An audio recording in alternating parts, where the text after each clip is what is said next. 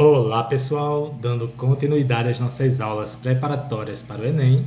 Nesse vídeo vamos resolver mais uma questão do Enem 2024, cujo enunciado diz o seguinte: a criptografia refere-se à construção e análise de protocolos que impedem terceiros de lerem mensagens privadas.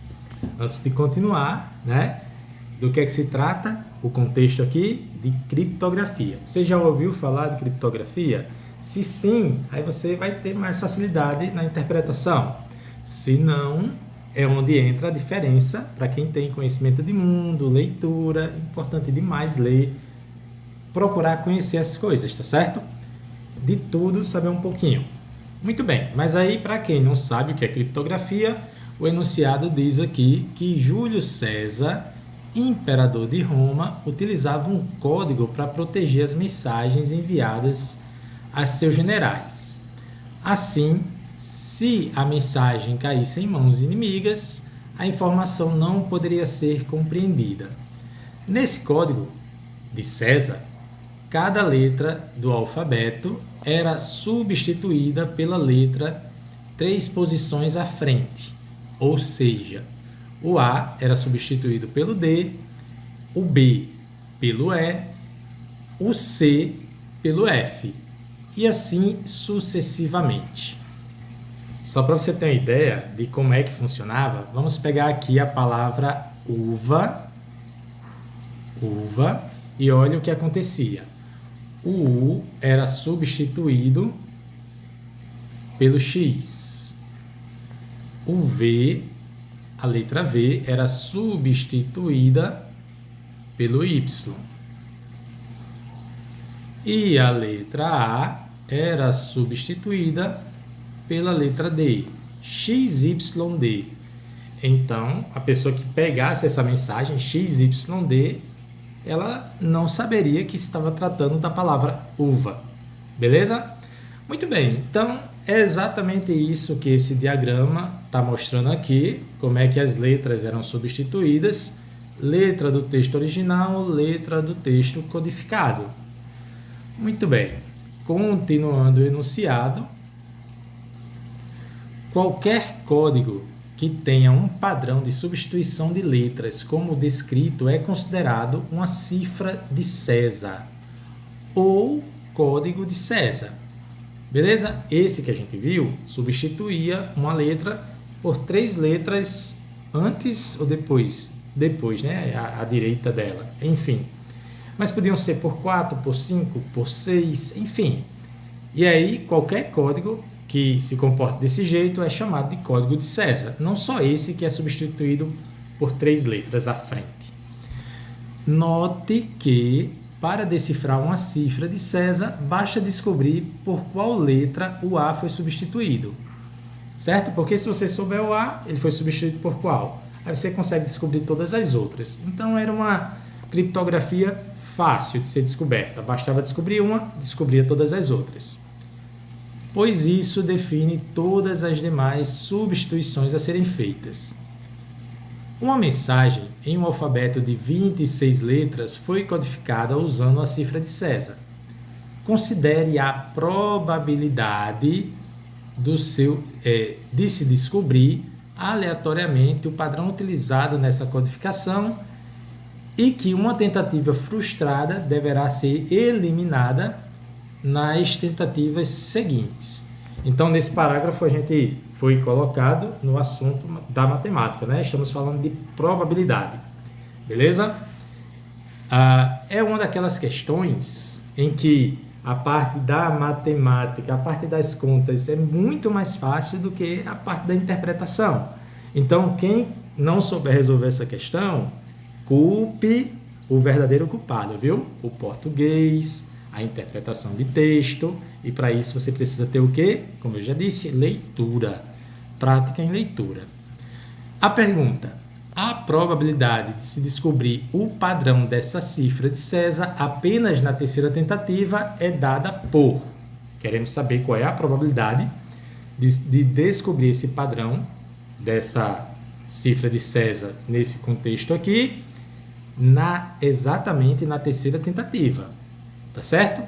Então, vamos lá, já respondendo a probabilidade de descobrir o padrão. Descobrir o padrão. Exatamente na terceira tentativa vai ser o que, gente? Veja se você concorda comigo. A pessoa tem que tentar fazer a primeira tentativa e errar, fazer a segunda tentativa e errar novamente, e na terceira tentativa acertar. Concorda comigo? Então, a gente precisa calcular a probabilidade de errar na primeira tentativa e a gente viu que é multiplicação, né? A probabilidade de errar na segunda tentativa, ok? E, conectivo I, multiplicação de novo, a probabilidade de acertar exatamente na terceira tentativa. Alguma dúvida nisso? Como eu disse, a parte da matemática aqui vai ser bem facinho, certo? Porque depois que você teve essa interpretação, vamos agora determinar qual é a probabilidade de errar na primeira tentativa. Vamos lá? Primeira coisa aqui, que até que as alternativas elas foram generosas, certo?